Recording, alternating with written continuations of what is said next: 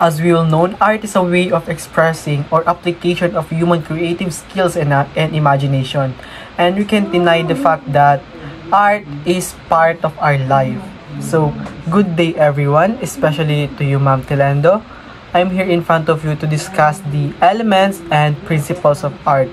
But before we dive into the discussion, let me introduce myself. My name is Juliana Estatopeno together with my members, Kagi, Lauban, and Marandakan. So today I'm going to discuss the elements and principles of art.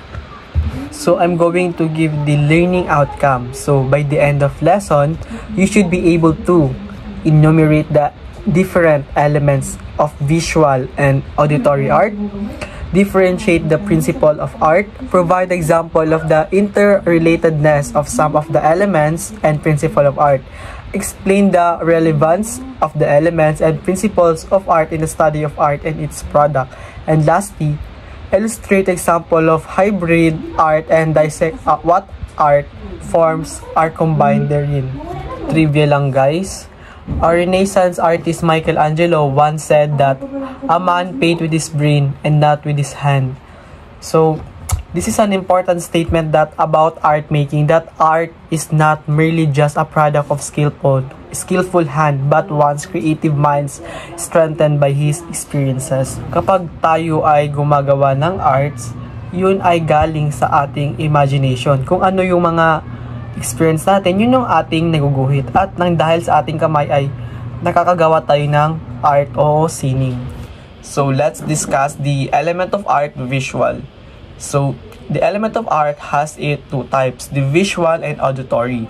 So, when we say visual, ito na yung nag-serve as a tool para malaman natin kung ang isang bagay ay art ba o hindi. In science, ang element ng art ay kinuha bilang atoms na kung saan ay nag-serve as a unit or building blocks of matter. Kapag pinagsama yan sila, pwede makakabuo ng molecules such as water and sucrose. So, kapareha lang ito ng art. Kapag ipagsama natin yung elements ng art, ay pwede tayo makakabuo ng isang mas magandang art. This element of art are generally produced when something is done to the medium after the technique is carried out. It must be underscored, however, that all work of art require all the elements to be present. Some arts form all necessitate some of the elements as they are inherent in the very nature of them. So, when we say element of arts, this is the tools that artists use to make them. So, the elements of art are the line, shape, form, space, color, and texture. These elements of art is considered as the building blocks or ingredients of an art. Mayroong elements of art para malaman natin kung ano ang perspective ng view ng art. And elements of art are necessary kasi if walang elements ng art, wala tayong mabubuong sculpture and anything. So the first element of art is the line. So a line refers to a point moving at an indefinable path. It has length and direction. It has also width. It's one-dimensional. However, it has the capacity to either define the perimeters of an artwork's edge or become a substantial component of the composition. Although a line is simple, it has a varieties in view of its orientation, direction, shapes, and thickness. So when we're going to talk about the line, ito ay tumutukoy sa point na kumikilos na may path at may length siya and direction. So meron din itong width o lapad, pero ito ay one dimensions lang. Pero may kakayahan itong alamin yung sides ng mga edges. Then, even though ang line is simple, meron naman to siyang variation. Naka-base yun sa orientation niya, direction, hugis, at kapal. So, always remember that a line is a continuous mark made on a surface by a moving point. In short, it is the way that two points in shape are connected. In a short term, it is the way that two points in shape are connected. In order for us to deepen our understanding with line, let's try this example. So, the example here is this picture. And the meaning of this picture is todos juntos podemos parar el seda. So this art is painted on a plastic paint on wall in Barcelona in 1989. Creator of this art is Kent Haring. Kent Haring was born on May 4, 1958 and became a prominent figure in the New York City. So, Kent Haring first executed in public mural Todos Juntos Podemos para El Seda in Barcelona 1989. In 2014, it was recreated at the foyer at the Museo de Art Contemporani de Barcelona or the Barcelona Museum of Contemporary Art. To commemorate it, Haring battled with HIV/AIDS, to which he succumbed to in 1990. So, the meaning of work of art of Kent Haring is we can all together stop AIDS. Kasi he was diagnosed with HIV/AIDS in 1987. That's why he raised awareness about AIDS epidemic. In order for us to gain more knowledge in line, let's try these types of lines. So the first type of line is the horizontal and vertical lines. So when we say horizontal, ito na yung patag o yung pahiga. And vertical line naman is pataas. Pag horizontal is pahiga, pag vertical lines naman is pataas. So, horizontal and vertical lines refers to the orientation of the line, horizontal like normally associated with rest or calm. Landscape often contain these elements as works like this often connote a visual sense of being parallel to the ground. It also allows to position of the reclined body at rest. So, for example, kapag tayo ay humiga this is example of horizontal lines, while the vertical lines on the other hand connote the elevation or height which usually taken to mean exaltation or aspiration for action. Together, these elements communicate stability and firmness. While the vertical lines naman, kapag tayo ay tumatayo o naglalakad, this is the example of vertical lines. Always remember that the horizontal ay nagsiserve as the calmness or generally the restful, while the vertical lines naman is nagsiserve as the height. These are the example of horizontal and vertical lines. The example of horizontal line is where the sky meet the sea. So, ito yung example ng horizontal line kasi makikita natin na patag yung dalawang subject, which is yung sky is nakahiga and yung sea naman is patag siya, nakahiga rin. So, the example naman ng vertical lines is the trees na nakatayo. Vertical ba? Nakatayo siya. The next types of line is the diagonal and crack lines. So, kapag sinasabi natin diagonal ay yun na yung parang nagbibigay ng movement. Diagonal siya. Paslant, slash. And the crack lines naman ay, on the other hand, is the reminiscent of violence, conflict, or struggle. So, in order for us to deepen our understanding, let's try this example. So, the example of diagonal and crack lines are this. So, the example of diagonal line ay yung puno na natumba siya pero in a diagonal way o nakaslant. Kasi nakasupport yung ibang puno sa kanya kaya hindi siya nalapag doon sa lupa. Kapag nalapag siya doon sa lupa ay pwedeng maging horizontal yung puno na tumba at yung pataas naman, yung puno na nakatayo is vertical. Pero sa case na yan ay ang subject dyan is yung puno na nakatumba and which is the diagonal. So the example of crack lines is yung puno na parang nagbibigay ng maraming galaw. Kapag mahanginan lang sila ay nagbibigay ng movement nang hindi mo siya ma-identify kung ano horizontal, vertical, or diagonal. Last type of line is the curved line. So these are lines that bend or coil. They allow to softness, grace, flexibility, or sensuality. So, curved line, from its word curve, ito na yung lines, considered as a line, pero pa-curve lang siya. Like, meron siyang direction, pa-curve. It can be a wavy, or curve and bend. So, these are the example of curved lines. So, the subject there is the highway, which is pa-curve, and meron siyang direction. One of the most important Spanish artists is Francisco de Goya, known for his paints. He is master of each work and use of aquatine. So, yun ang ginamit niyang medium upang ipahayag niya ang kanyang mga pampolitikang pananaw tungkol sa mga sakit sa lipunan, the war scenes, and even the dreamlike and grotesque while still engaging with what was happening around him.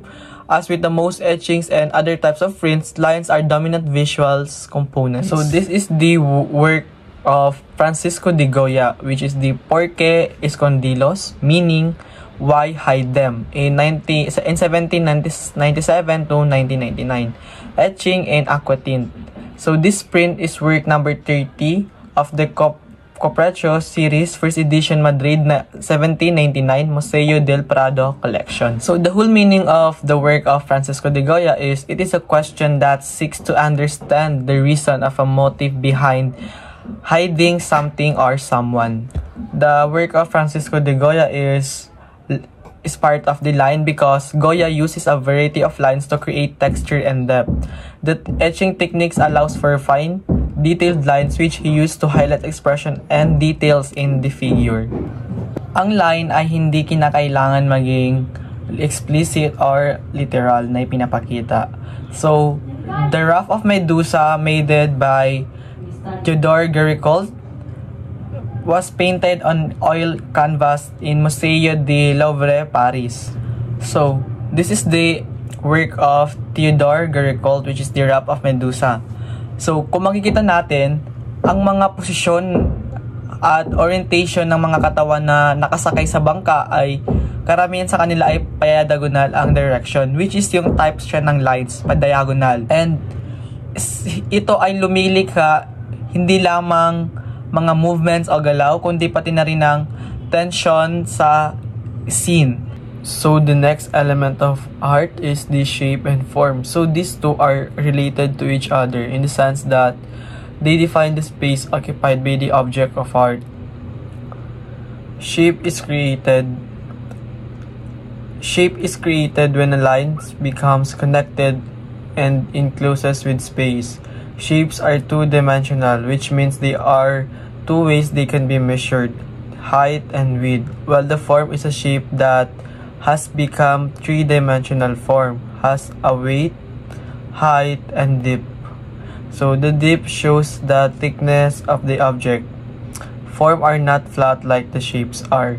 Shapes is important in art because it serves as the foundation of visual composition at maaari nating tukuyin ang larawan base sa kanyang hugis.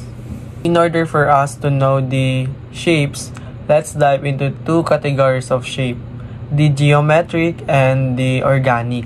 So, the first category of shape is the geometric. So, geometric have smooth, even edges and are measurable. So, this shape is often known as the man-made because it includes the shapes such as the squares, triangles, cubes, circle, spheres, and cones. So, gaya nitong artwork ni Piet Mondarian, which is the composition with color planes and gray lines 1. So, makikita natin dito na meron ditong square and rectangles. Kasi ang squares and rectangles are the fundamental in building design, ensuring stability and symmetry. So the next category of shapes is the organic. So organic is complicated edges and usually found in nature. So ang organic shapes is different from geometric shapes kasi ang geometric shape is a man-made, while the organic shape is usually found in nature. Like for example, leaves, yung sanga ng puno, it is considered as the organic shapes. Gaya ng nasa picture is the vase made by the Louis Comfort Tiffany. So this Fabregas is use of organic shape. So her design often drew inspiration from the natural world, incorporating flowing lines and forms that mimic the beauty of nature. Ang shapes ay hindi laging kailangan maging tuwiran. Sa art, ang mga implied shapes ay maaari maging powerful. Example nito ay ang The Madonna of the Meadows by Raphael.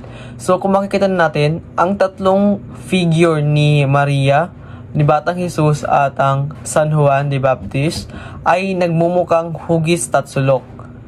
So triangle siya. So the next element of art is the space. So space is important part of an artwork. Space is the area where an artwork is organized. So it refers to the area around, between, and within the object. In the middle of the AT&T Plaza at the Millennium Park in the Loop community area in Chicago is the iconic Cloud Gate, which occupies a considerable space. So it's shaped like a bean, hence its other different. The public sculpture was unveiled in 2004. So the Cloud Gate was created by the artist Anish Kapoor. So this sculpture is made of polished stainless steel, which gives it a highly effective surface that mirrors the city's skyline. Itong Cloud Gate ay sumasakop ng malaking physical na space in the heart of Chicago Loop community area. So ito ay may sukat na 33 feet high and 42 feet width at 66 feet long. Not all artworks are sculpture. In two-dimensional artwork, they may be implied a positive and negative space and three-dimensional space. So let's discuss the positive and negative space. So when we talk about the positive space, it is the actual object within the artwork.